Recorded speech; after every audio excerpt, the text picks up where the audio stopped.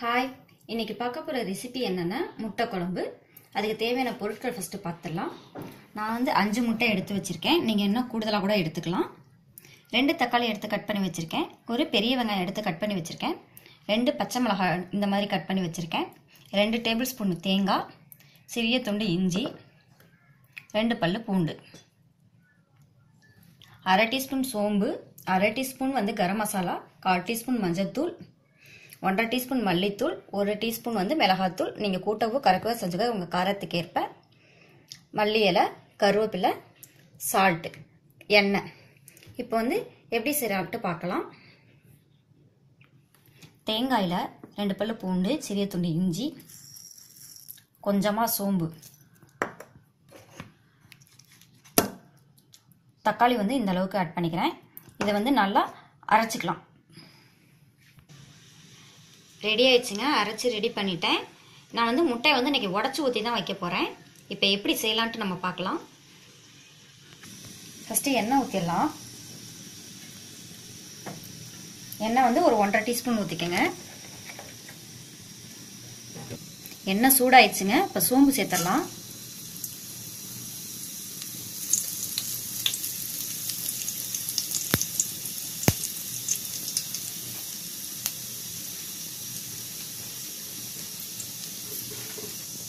சோம்பு வந்து வெடிச்சிருச்சு. இப்போ வந்து வெங்காயம், பச்சை மிளகாய் சேர்த்துடலாம். இதை நல்லா வதக்குங்க.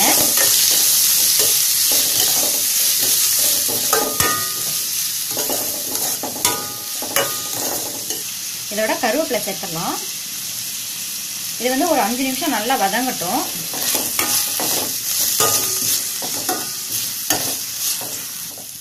வெங்காயம் வந்து நல்லா வதங்கிடுச்சுங்க. இப்போ வந்து தக்காளி சேர்த்துடலாம். தக்காளியும் வந்து நல்லா வதங்கட்டும். தக்காளி வெங்காயம் நல்லா வதங்கிடுச்சுங்க. இப்போ மிளகாத்தூள் சேர்த்துடலாம். மல்லித்தூள், மஞ்சத்தூள், கறி மசால் தூள், உப்பு. இதை வந்து நல்லா கலந்து விடுங்க.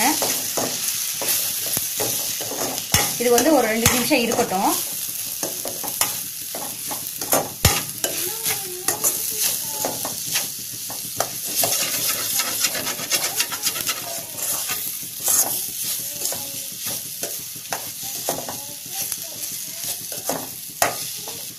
இப்போ அரைச்சி வச்சிருக்க தேங்காய் சேர்த்துடலாம்.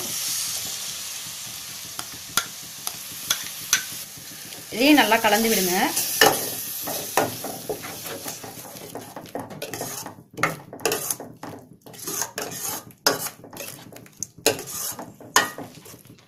இப்போ வந்து தண்ணி சேர்த்துடலாம். உங்களுக்கு தேவையான அளவு தண்ணி சேர்த்துக்கோங்க. நான் வந்து 3/4 கப் சேர்த்துருக்கேன். இதையும் நல்லா கலந்து விடுங்க.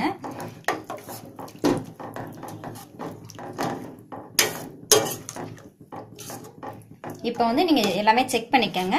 காரம், உப்பு எல்லாமே செக் பண்ணிக்கோங்க. தேவைப்பட்டால் சேர்த்துக்கோங்க.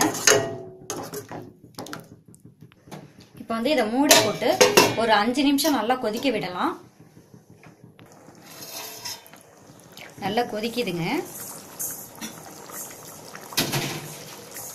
இதை இப்போ நல்லா கலந்து விடுங்க. இப்போ வந்து நம்ம முட்டையை ஆட் பண்ணிடலாம்.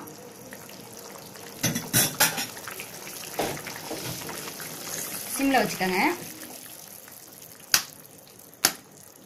முட்டையை வந்து ஒரே இடத்துல ஊத்தாம இப்ப இங்க ஊத்திருக்கோம், அப்படியே இந்த மாதிரி ஊத்திடலாம்.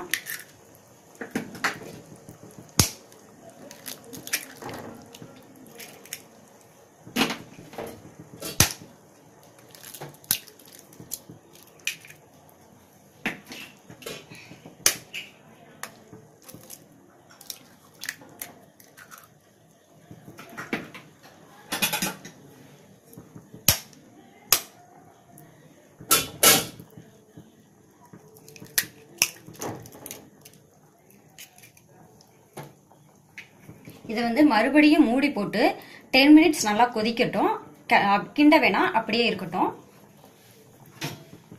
கிளறினோம்னா முட்டை எல்லாம் உடஞ்சிரும். அதனால அப்படியே மூடி போட்டு ஒரு 10 மினிட்ஸ் நல்லா கொதிக்கட்டும். சிம்லயே வச்சுக்கோங்க. 10 minutes ஆயிடுச்சுங்க. இப்போ பார்க்கலாம்.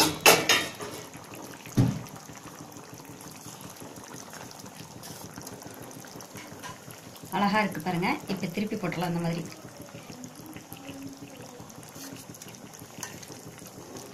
மைல்டா கிளறுங்க.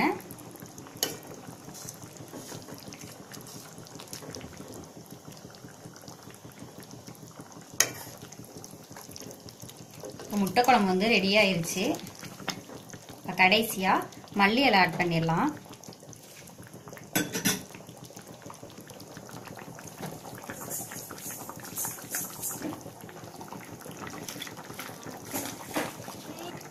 ஆஃப் பண்ணிடலாம்.